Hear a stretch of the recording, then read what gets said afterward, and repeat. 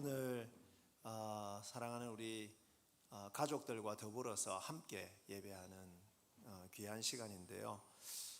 우리가 정말 어떻게 하면 이 험한 세상에서 하나님의 자녀라고 하는 그런 자존감을 가지고 당당하게 살아갈 수 있을까, 그런 마음으로 이 본문의 말씀을 살펴보기를 원합니다. 우리 사랑하는 드림교회 성도 여러분, 특별히 우리 청년들, 또 우리 청소년들, 어린이 여러분, 내가 다른 사람에 비해서 너무 작고 초라하다고 느낀 적은 없습니까? 세상에 나가서 잘 살 자신이 없어서 때로 힘들어 하시지는 않습니까?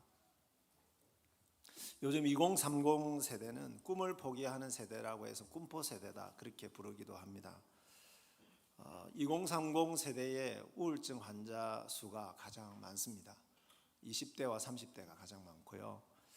그리고 구직을 단념하는, 아예 취업을 포기하는 그런 단념자 숫자도 굉장히 많습니다. 2010년대 이후로 급성장을 하던 이 경제 성장이 저성장으로 바뀌게 되고 일자리가 많이 줄어들게 되면서 취업을 하기가 굉장히 어려워졌습니다.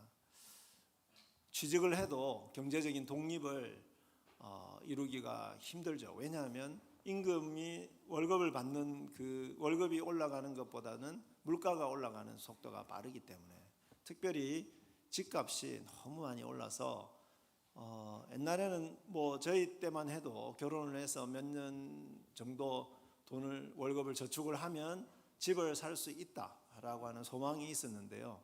지금은 집값이 너무 많이 올라서 집을 살 수 있는 소망이 점점 이렇게 없어지는 겁니다. 집을 살 가능성이 떨어지니까 결혼이나 출산도 포기하는 경우가 많아지는 거죠. 결혼하지 않을 건데 연애는 해서 뭐합니까? 그래서 어떻게 조사를 했는지 모르겠는데요, 2030 세대의 이성교제 횟수, 그게 점점 줄어든다는 겁니다. 더군다나 요즘은 SNS가 발달을 해서, 특별히 인스타그램이 발달을 했어요. 다른 사람의 삶을, 그런 것들을 통해서 다 볼 수가 있습니다. 그래서 누구는 주식으로 대박이 났다더라, 누구는 멋진 곳으로 여행을 갔다더라 하는 소식을 끊임없이 접하게 됩니다. 그러다 보면은 성실하게 하루하루를 살아가는 내 모습이 참 왠지 좀 손해보는 것 같고, 또 그분들의 화려한 삶과 비교해서 나는 참 초라한 것 같다, 그런 생각을 이제 할 수밖에 없게 되는 것입니다. 그래서 자존감이 굉장히 낮아지게 되고요. 성실하게 직장 생활을 하면서 착실하게 이렇게 사는 게 무슨 의미가 있나, 때로는 하나님의 말씀대로 내가 이렇게 사는 게 정말 좋은 건가, 이런 생각을 할 수밖에 없습니다. 사랑하는 여러분, 이런 세상에서 어떻게 살아야 하겠습니까? 미래가 보이지 않는데 어떻게 살아야 하겠습니까? 오늘 우리가 읽은 시편 8편을 쓴 다윗은요, 우리보다 훨씬 더 답답한 상황 가운데 있었습니다. 그는 이스라엘의 군대 지휘관이었죠. 그래서 하나님께 헌신하고 또 하나님 나라의 왕이었던 사울에게 굉장히 충성을 다했습니다. 목숨을 걸고 나라를 위해서 싸웠습니다. 그런데 그런 다윗을 백성들이 좋아하니까 사울 왕이 시기해서 이 다윗을 죽이려고 합니다. 다윗은 무려 10여 년 이상을 광야에서 막 도망을 다닐 수밖에 없었습니다. 제대로 먹지도 못했고 제대로 씻지도 못했을 겁니다. 그러니까 병도, 성경에 기록이 안 돼 있어서 그렇지 병도 자주 걸렸을 겁니다. 무엇보다 성실하고 의롭게 하나님 나라를 위해서 헌신하면서 살았는데 이런 고통을 당하니까 너무 억울하고, 그죠? 너무 분했을 것입니다. 언제 이 고통이 끝날지를 알 수가 없습니다. 여러분, 말이 그렇지 10년 이상을 광야에서 떠돌았다고 생각을 해보십시오. 얼마나 그 기간이 길게 느껴졌겠습니까? 미래가 전혀 보이지 않는 삶이었습니다. 시편 8편은 그런 다윗이 광야를 다니다가 찾았던 해답을 기록을 하고 있습니다. 시편 8편은 하나님은 의지하고 성실하고 의롭게 사는 사람을 천지 창조를 하신 그 능력으로 돌보시는 영광의 하나님을 찬양하는 노래입니다. 이 시편 속에서 우리도 어떻게 하면 그죠? 하나님의 백성으로서의 그 자존감을 잃지 않고 이 답답한 미래를 열어갈 것인가 하는 그 해답을 함께 찾아보도록 하겠습니다. 첫 번째는 시편 8편은 어떤 상황에서도 온 세상을 다스리시는 창조주 하나님의 영광을 바라보라 그렇게 말하고 있습니다. 어떤 상황에서도 온 세상을 다스리는 창조주 하나님의 영광을 바라보라고 합니다. 다윗이 어느 날 밤에 광야에서 밤하늘을 올려다보았습니다. 여러분, 캄캄한 밤하늘, 요즘처럼 이렇게 도시가 발달되지 않은 그 캄캄한 밤하늘에 별들이 그냥 온 하늘을 가득 채우고 있는 것을 보았습니다. 그 별들을 보면서 갑자기 감격의 눈물이 쏟아집니다. 하나님의 위로가 하늘에서 쏟아지는 것 같았기 때문입니다. 어떻게 살아야 하는지에 대한 해답이 보이기 시작했습니다. 사실 다윗은 사울에게 쫓겨다닐 때 사울 왕이 데리고 다니는 그 군대가 자신의 생명을 좌지우지하는 것처럼 느꼈습니다. 그런데 밤하늘을 올려다보면서 사울이 아니라 그 밤하늘을 가득 채우고 있는 그 별들을 지으시고 다스리시는 그 영광의 하나님께서 자신의 삶을 주관하신다는 것을 새삼 깨닫게 되었던 것입니다. 1절 말씀 우리 같이 한번 읽겠습니다. 1절 다시 읽겠습니다. 여호와 우리 주여, 주의 이름이 온 땅에 어찌 그리 아름다운지요, 주의 영광이 하늘을 덮었나이다. 아멘. 여러분, 하나님의 영광이 온 하늘을 덮고 있는 것을 어떻게 알았겠습니까? 3절 말씀 보십시오. 주의 손가락으로 만드신 주의 하늘과 주께서 베풀어 두신 달과 별들을 내가 보니, 밤하늘을 가득 채우고 있는 그 별들과 달을 바라보면서 인간은 도저히 미칠 수 없는 그 우주를 창조하시고 다스리고 계시는 그 하나님의 영광이 그때야 믿어지기 시작했던 것입니다. 하늘을 보면서 사울도 아니고 악인들도 아니고 하나님이, 그 창조주 하나님이 다윗의 인생과 이 세상을 다스리고 있음을 믿게 되었습니다. 사랑하는 여러분, 하나님이 저와 여러분의 인생의 주인이심을 믿으시기를 바랍니다. 이 대한민국이나 세계의 주인도 하나님이십니다. 기껏 우주선 하나 쏘아 올리고 좋아하는 인간들과는 차원이 다르게 온 우주를 주관하시는 하나님이 세계를 다스리고, 그죠? 우리의 삶을 주관하고 계심을 믿으시기를 바랍니다. 이 믿음이 우리에게 소망을 주는 것입니다. 여러분, 부동산이나 주식으로 대박난 사람들 기사를 읽으면서 세상이 다 그런 사람들로 가득한 것 같죠? 그런데 여러분, 왜 그런 기사가 나겠습니까? 어떤 연예인이 강남에 빌딩을 샀는데 그걸 팔아서 차익이 얼마가 났다, 이런 기사가 왜 날까요? 모든 사람이 그렇다면은 여러분, 그런 기사가 나질 않습니다. 어쩌다가 한번 일어난 일이기 때문에 그 기사가 나는 것이죠. 그죠? 그러니까 부동산으로 대박난 사람이나 인스타그램에서 맨날 여행 가는 것 같이 보이지만 사실은 세계 여행을 그렇게 맨날 갈 수 있는 사람은 정말 극소수에 불과한 것입니다. 그리고요, 우리가 엄청 부러워하는, 우리는 아니고 우리 청소년들이나 청년들이 엄청 부러워하는 그런 또 유명한 연예인들이 있지 않습니까? 그분들의 삶이 굉장히 화려한 것 같지만은 사실은 그런 사람들도 굉장히 초조해합니다. 제 가까운 가족이 그 소위 말해서 엔터 업계에서 일을 하는데요. 굉장히 유명한 세계적인 스타와 같이 이렇게 일을 하는데 자기는 아무리 봐도 그 사람의 삶이 부럽지 않다는 겁니다. 너무 불쌍하다는 겁니다.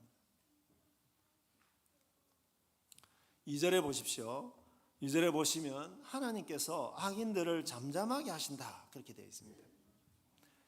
여기서 여러분 대적자들 악인들은 하나님의 통치를 대항하여 그죠? 대항해서 하나님의 말씀대로 사는 사람들을 죽이려고 하는 사람들을 가리킵니다.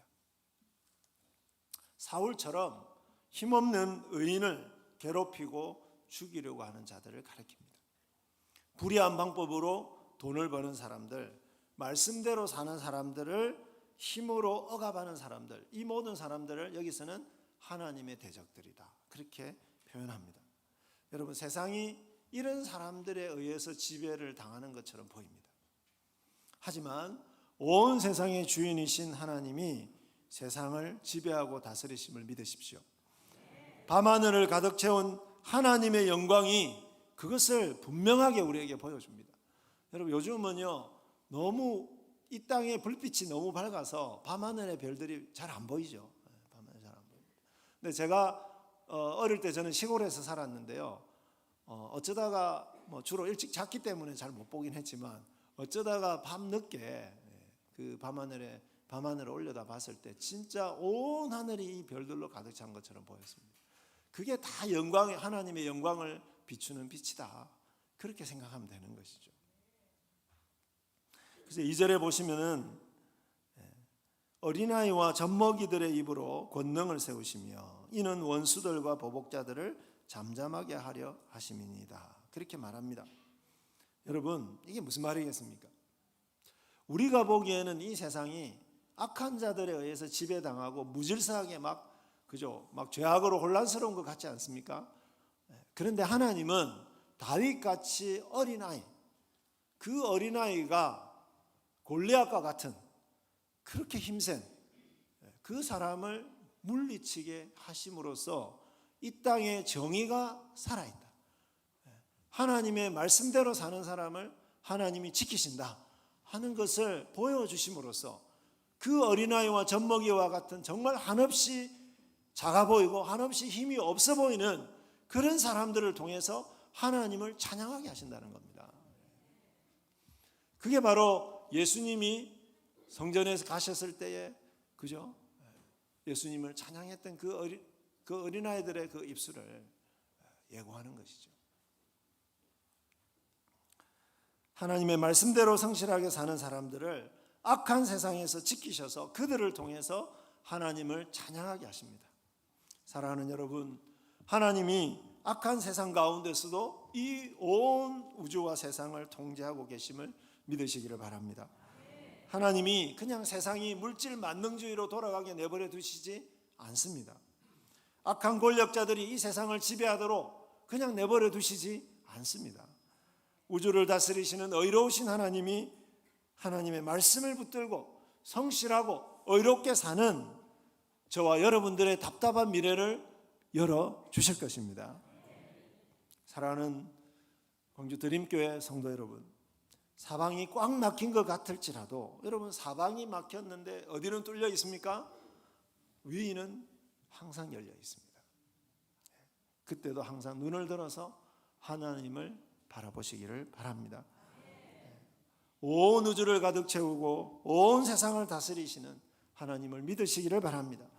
하나님께서 여전히 이 세상을 의롭게 붙들고 계시기에 우리의 미래가 있음을 믿으시기를 바랍니다. 특별히 취업이 잘 안 되시는 우리 청년 여러분, 취업이 전부는 아니지 않습니까? 그 하나님께서 여러분의 그 미래를 열어주실 것을 믿고 끝까지 하나님을 붙들고 성실하고 의롭게 사시기를 바랍니다. 두 번째로 시편 8편은 우주의 통치자이신 영광의 하나님이 성도들을 신실하게 돌보심을 믿으라고 합니다. 영광의 하나님, 그 영광의 하나님을 바라보라고 했는데 그 영광의 하나님이 말씀대로 의롭게 살려고 하는 저와 여러분들을 신실하게 돌보심을 믿으라는 것입니다. 4절 말씀이 오늘 본문의 핵심적인 구절인데요. 같이 한번 읽도록 하겠습니다. 사람이 무엇이기에 주께서 그를 생각하시며 인자가 무엇이기에 주께서 그를 돌보시나이까. 아멘. 다윗은 사울에게 쫓겨다닐 때 이 동굴에서 저 동굴로 전전할 때 얼마나 자신이 비참하게 느껴졌겠습니까? 여러분, 자기 목숨을 부지하기 위해서 가드왕, 블레셋의 가드왕 앞에서 일부러 침을 막 흘리면서 미친 채 하면서 도망을 갔던 적이 있습니다. 그런 순간 얼마나 자신이 비참하게 느껴졌겠습니까? 그런데 다윗이 그런 어려움을 다 견뎌낼 수 있었던 것은요, 다윗이 정말 위대한 사람이었기 때문만이 아닙니다. 그 모든 순간에 천지를 지으신 영광의 하나님이 그 다윗을 지키시고 순간순간마다 다윗을 보호해 주셨기 때문이었습니다. 사울의 군대가 다윗을 거의 쫓아와서 거의 잡힐 뻔했습니다. 그때 갑자기 하나님이 블레셋 군대가 쳐들어오게 하셔가지고 사울이 어쩔 수 없이 그냥 철수할 수밖에 없었던 그런 때도 있었습니다. 하나님, 그래서 밤하늘에 그 수많은 별들보다 여기 보면은 사람이 무엇이기에 인자가 무엇이기에 이렇게 나오는데, 인생이 누구라고, 이 미천한 인생이 누구라고, 하나님과 비교했을 때 온 우주를 다스리시는 그 하나님과 비교했을 때 아무것도 아닌 미천한 인생인데 그게 누구라고 하나님이 이렇게 세밀하게 저를 돌봐주십니까? 그렇게 지금 다윗이 말씀하고 있는 겁니다.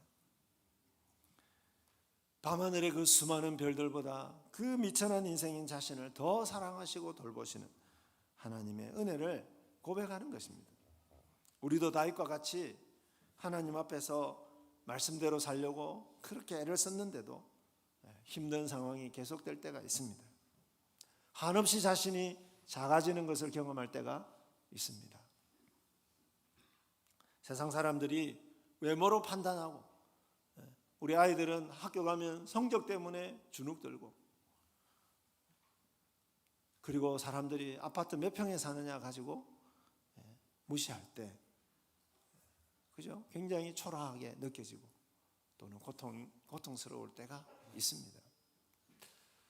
저는 가능하면 사람들을 만날 때 머리를 쳐다보지 않으려고 애를 씁니다. 심지어는요, 머리카락 개수 때문에 사람이 굉장히 위축이 될 때가 있습니다. 그런데 다윗은요, 그럴 필요가 없다, 그렇게 말씀하고 있는 거예요.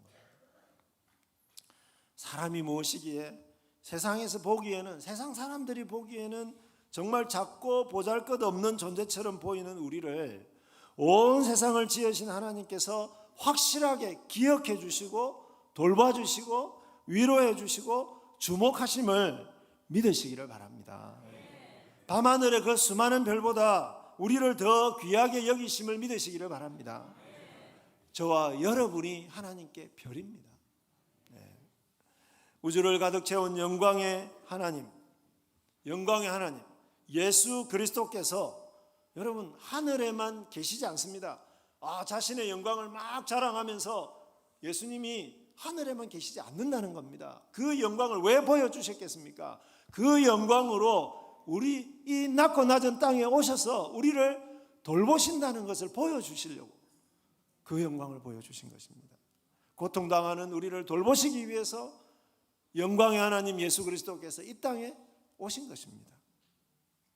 그리스도의 십자가는 하나님께서 당신이 지극히 사랑하는 아들까지도 아낌없이 내어주셔서라도 이 험한 세상에 살아가는 저와 여러분을 돌보신다는 것을 보여주시는 그러한 상징인 것입니다. 십자가는.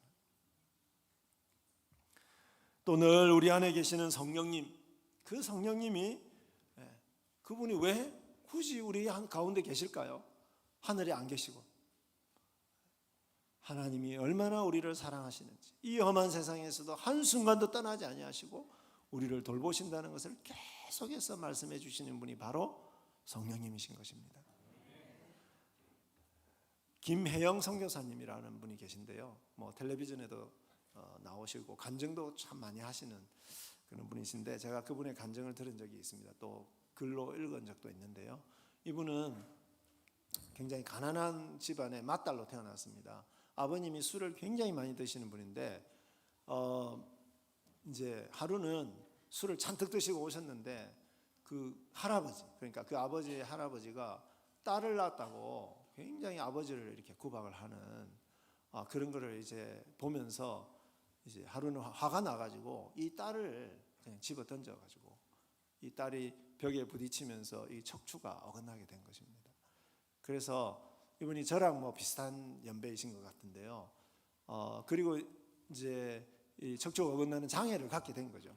그래서 키가 134cm입니다. 134cm인데, 그리고 이제 동생이 한 3명 태어났는데, 이 아버지가 이 삶의 무게를 견디지 못하고 스스로 목숨을 끊으셨습니다.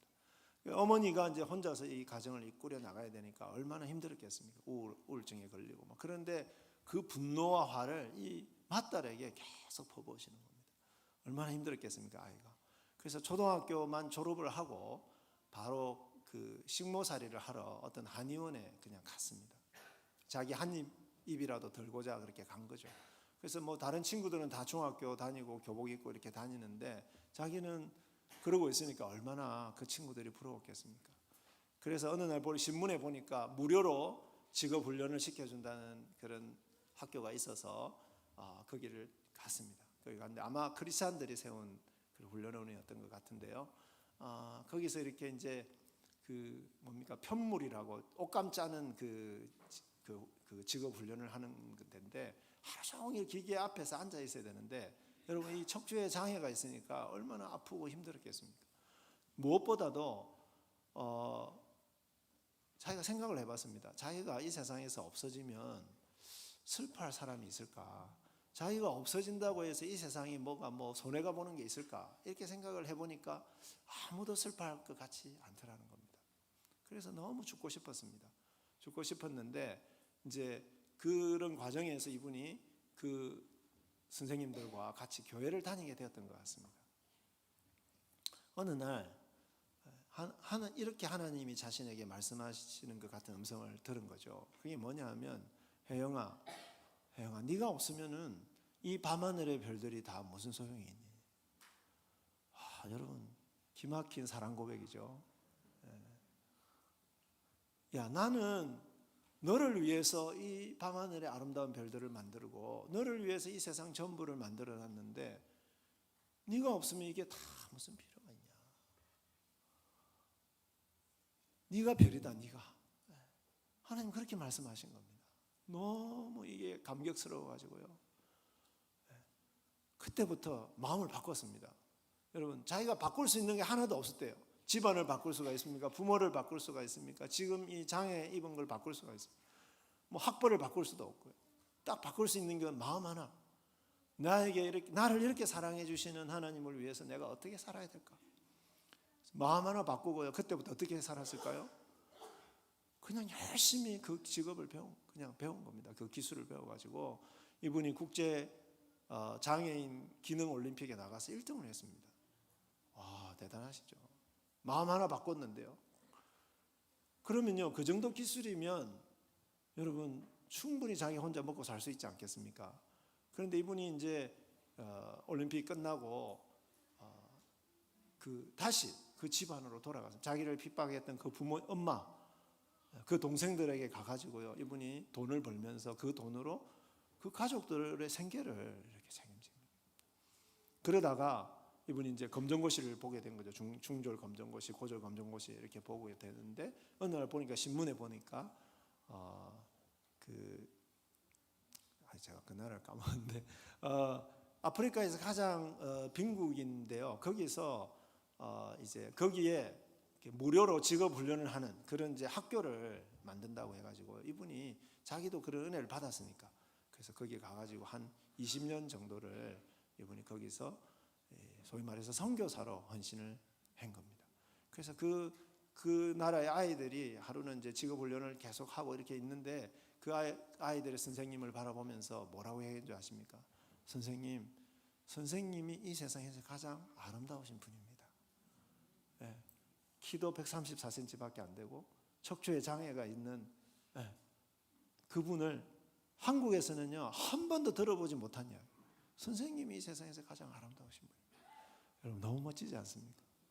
하나님이 그렇게 인생을 빚어나가시고, 그래서 이분이 미국의 하나님이 길을 열어주셔가지고 정말 어렵게 미국의 콜롬비아 대학교의 그 대학원까지 이렇게 그 복지 쪽으로 국제사회복지 쪽으로 해가지고 전공을 해서 이분이 미랄재단의 국제사회복지사로서 미랄재단의 그런 세계적인 일들을 하는 그런 일들을 했습니다. 그리고 국민훈장 목련장도 받았습니다. 사랑하는 여러분, 혹시 여러분의 현재 상황이 여러분을 초라하게 느끼게 합니까? 다윗을 모든 사망의 음침한 골짜기 같은 상황에서 돌보시고 지키셨던 하나님을 바라보시기를 바랍니다. 김혜영 선교사님을 돌보신 그 하나님을 믿으시기를 바랍니다. 이 4절의 고백은 다윗만의 고백이 아닙니다. 지금까지 하나님을 믿어왔던 수많은 사람의 고백입니다. 저의 고백이기도 합니다. 제가 대학생 때 제가 모든 것을 포기하고 싶었을 때 너무 자신이 초라하게 느껴져가지고 너무 초라하게 느껴져서 정말 모든 것을 포기하고 싶었을 때 그때 예수님이 저를 찾아오셨고요. 저를 안아주셨고요. 그 이후부터 지금까지 한순간도 저를 버리지 아니하시고 돌봐주셨습니다. 그 이후로는요 세상 사람들 뭐 한 10초 정도 부러워한 적은 있어도 세상 사람들 부러워하지 않았습니다. 부러워했던 적이 없습니다. 하나님은 절대로 당신의 자녀를 험한 세상에 홀로 내버려 두시지 않습니다. 말씀대로 살려고 애쓰는 저와 여러분을 어떤 상황에서도 돌보시고 지키시는 하나님 아버지를 늘 믿으시기를 축복합니다. 마지막으로 시편 8편은 미래가 보이지 않는 상황에서도 하나님이 우리를 하나님의 대리 통치자로 세우셨다는 것을 믿으라고 합니다. 하나님이 저와 여러분을 세상을 다스리는 대리 통치자, 부왕으로 세우셨다 하는 것을 믿으라는 것입니다. 세상을 다스리는 꿈을 꾸라고 합니다. 5절에서 6절 같이 읽겠습니다. 5절에서 6절. 그를 하나님보다 조금 못하게 하시고 영화와 종기로 관을 씌우셨나이다. 주의 손으로 만드신 것을 다스리게 하시고 만물을 그의 발 아래 두셨으니. 아멘. 원래 인간은요 하나님보다 조금 못한 존재입니다. 여기에 강세를 두셔야 돼요. 하나님보다 조금 못하게 하신 겁니다. 어떻게 하나님하고 우리하고 비교할 수 있겠습니까? 그런데 하나님이 우리를 처음 지으실 때부터 그렇게 존귀한 존재로 만들었다. 하나님의 버금가는 존재, 이 세상을 하나님을 대신해서 다스리는 하나님의 형상, 하나님의 대리 통치자로 만드셨다는 겁니다. 그래서 하나님의 영광의 그 관을, 여러분 밤하늘을 가득 채웠던 그 영광 있죠. 하나님의 영광, 그 영광과 존귀의 관을, 왕관을 저와 여러분이 태어날 때부터 우리에게 이렇게 씌워주셨다는 것입니다. 사랑하는 여러분, 이 세상 만물 중에서 사람만이 하나님을 닮은 하나님의 형상입니다. 특별히 예수님을 믿고 하나님의 형상을 회복한 저와 여러분만이 사실은 유일하게 하나님의 뜻대로 이 세상을 잘 다스릴 수 있습니다. 하나님과 대화하면서 하나님의 사랑을 받으면서 하나님의 사랑을 나눌 수가 있습니다. 이 세상에. 그런데 다윗이 왜 이 고백을 지금 하고 있겠습니까? 자신이 비록 도망을 다니고 있는 신세지만 하나님께서 자신을 이처럼 존귀한 왕으로 기름 부어 세우셨음을 믿고 싶어서였습니다. 실제로 다윗은요 도망을 다니기 전에 사무엘이 가가지고 몰래 기름 부어서 왕으로 세웠지 않습니까? 그것을 잊지 않았습니다. 그래서 도망을 다니면서도 이분은요 자기 백성을 섬기려고 애를 많이 썼습니다. 아둘람 굴에서 가난하고 배고픈 백성들의 피난처가 되어 주었습니다. 그리고 도망을 다니는데 어떤 성이 블레셋에 의해서 침략을 받는데 자기도 지금 쫓겨다니는 신세지 않습니까? 그런데도 자기와 자기의 군대를 데리고 가가지고 그 블레셋 사람들을 막아주었습니다. 그래서 나중에 이스라엘의 왕이 되고 난 다음에 백성들을 잘 섬길 수가 있었습니다. 사랑하는 여러분, 우리는 모두 하나님의 형상으로서 스스로를 존중하고, 여러분 일단 자기를 좀 존중하십시오. 여러분을 좀 존귀하게 여기십시오. 나는 하나님의 형상이야. 그리고 옆에 있는 사람도 나와 똑같은 하나님의 형상이라고 존중해 줘야 됩니다. 그런데 세상은 어떻습니까? 그렇지 못합니다. 사람들은 모두 사람을 단지 인간이라는 이유로 존중해 주지는 않습니다. 인간이 죄를 짓고 타락을 해서 하나님의 형상이 망가졌습니다. 여러분, 선과 악을 자기 마음대로 판단하죠. 내가 좋은 게 선이라고 생각합니다.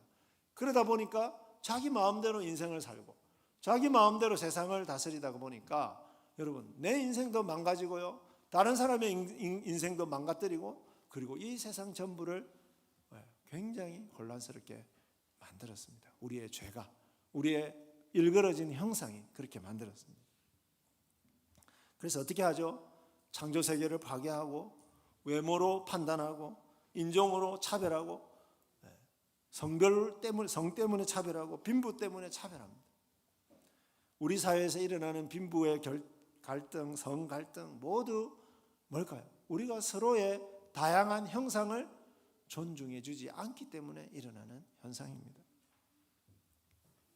사랑하는 여러분, 그래서 예수님이 이 땅에 오셨습니다. 예수 그리스도께서 우리의 죄로 말미암아 무너지고 왜곡된 그 하나님의 형상을 회복시키시기 위해서 오셨습니다. 예수님은 하나님의 형상을 파괴하는 우리의 모든 죄와 편견과 열등감, 이 모든 것을 친히 짊어지시고 십자가에서 달려 돌아가셨습니다. 이 예수님을 믿는 우리는 그 예수님 덕분에 하나님의 형상을 회복하게 되었습니다.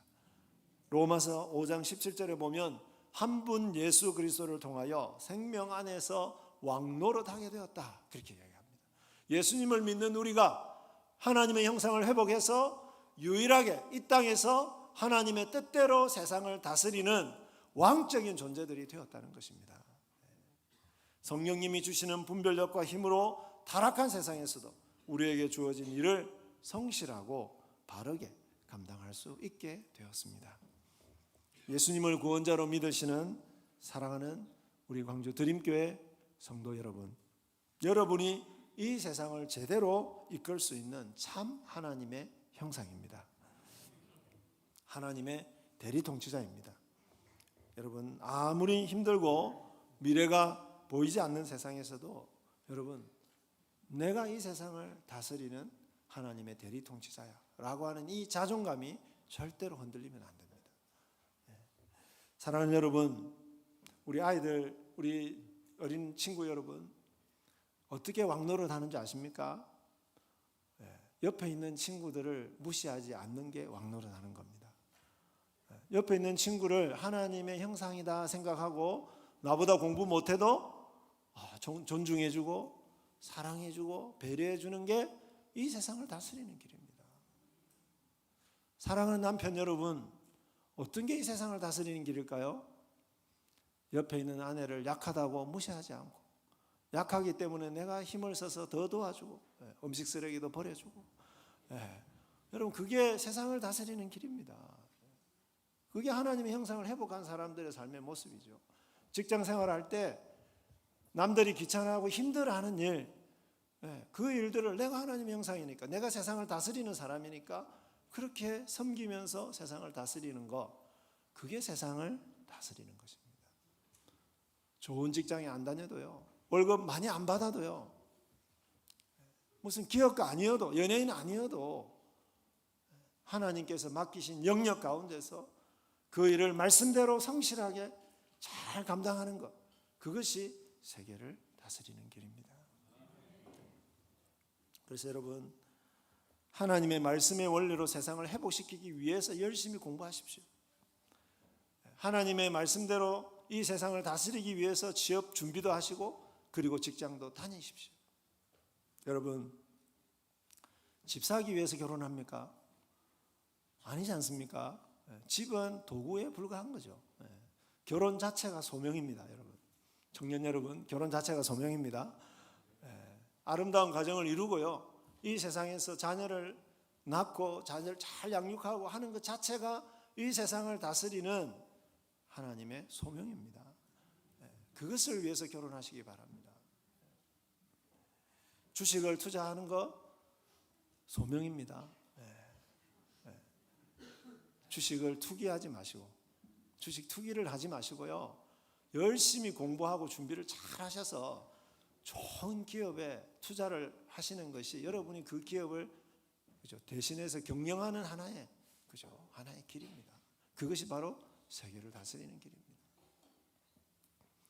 돈을 많이 버는 것이 행복을 보장하는 것처럼 남들이 하는 대로 살지 마십시오. 하나님께서 이 세상을 살릴 길로서 우리에게 주신 이 말씀의 방향대로 나아가시기를 바랍니다. 여러분의 일상이 세상을 다스리는 일이 되도록 늘 세상을 다스리는 그 꿈을 꾸시기를 바랍니다. 사랑하는 여러분, 우리 자신과 세상만 보면 어떻게 살아야 할지 막막합니다. 하지만 온 세상을 창조하신 하나님의 영광을 바라보면 희망이 생깁니다. 우리가 하나님의 형상으로서 세상을 다스리는 꿈을 꾸면서 열심히 바르게 살 때 하나님은 하늘에만 계시지 않고 그 영광을 가지고 이 땅에 오셔서 저와 여러분을 순간순간마다 지키시고 돌봐주실 것입니다. 우리의 미래를 여실 그 하나님을 의지하고 하나님이 가르치시는 그 말씀의 원리대로 여러분의 삶과 세상을 멋지게 다스리기를 축복합니다.